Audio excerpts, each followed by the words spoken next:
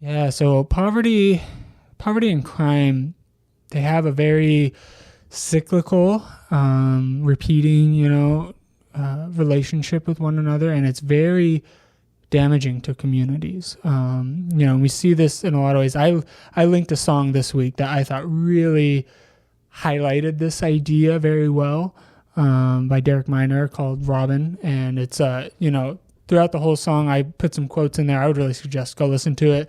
I linked a video too of like him going deeper into the lyrics too, and it's really just describes it gives a situation, right, where a family has nothing but old milk and rice in their fridge, and they're not sure what they're going to do to survive, and they turn to violence. They turn to going and committing a crime. And then you get into the second verse, and now that guy's gone to jail, who we can assume is the dad, and now the family's left. What are we going to do now? And they're kind of like, I can follow in his footsteps, or I can starve.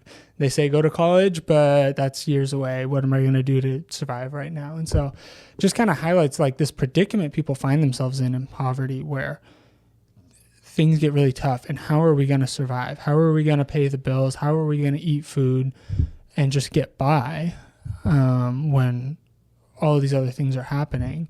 And we try to do it the right way, and sometimes doing things the right way, they don't see all the other things out there that they can turn to for help. They don't know about them. They don't have that in their community, maybe even.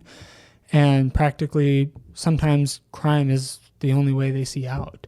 And sometimes they're in these situations because of crime. Like, we don't see the people who are victims of crime can now often be in really tough places after that and find themselves turning to that. And so it's a very just damaging relationship, where when you don't know what else to turn to, that's what you're going to turn to survive. And when that's the models, the examples you see around you, that's what you know. I think one of the first times this became really clear to me, I was watching this film years ago now, I think it was about 6 or so years ago, looking at the Central Park 5 from 1989. And it was these 5 kids who were wrongly accused of attacking a woman in Central Park. And many of them spent well over a decade in prison. I can't remember how long. It was well over a decade before they got exonerated. And so many of them served their term and got out of prison. Went to prison as minors, as kids, didn't finish school, and then get out. And now what do? I didn't go to school. I couldn't really do anything while I was in prison. And now I'm a kid who has, a felony on my record. I'm an offender. I can't go near kids. And how am I going to find a job? How am I going to find a place to live? Like, just thinking about these things, that it's like, even if you did commit the crime and you did have to face these responsibilities, how can we expect someone to be able to put their life back together and become a model citizen after that, when it's like all the odds are stacked against them? And if they don't have somebody there to help them, to walk them through it, to provide them a place to stay or things like that, like, it's going to be really hard for them. So there's some great ministries out there of churches and people recognizing that need, recognizing that gap for help and for support for those people. And so I'd say, like, we need to do more to help individuals coming out of those places, and recognize, like, how can we set up our communities so that people know there's more to turn to than crime, so that people don't get to the point where they think the only way I can feed my kids is if I go and rob a pharmacy with this gun I have, like in the song. And it's, how do we as the church play a better part in that and be that beacon, that city on a hill, or, that community where people can really thrive even when they've made terrible mistakes in their past. Where they can come and they can face accountability for that, but also find healing and restoration in that, and go on and continue living their lives with purpose that God has given them.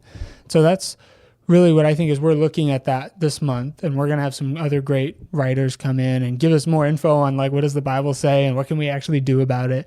But this week, I just wanted us to really think and consider, those barriers that people who have been incarcerated face, those barriers to restoring their life. How can we best help them see that God loves them still, and God has grace and forgiveness for them, And yeah, they obviously need to face the consequences of whatever actions they've done.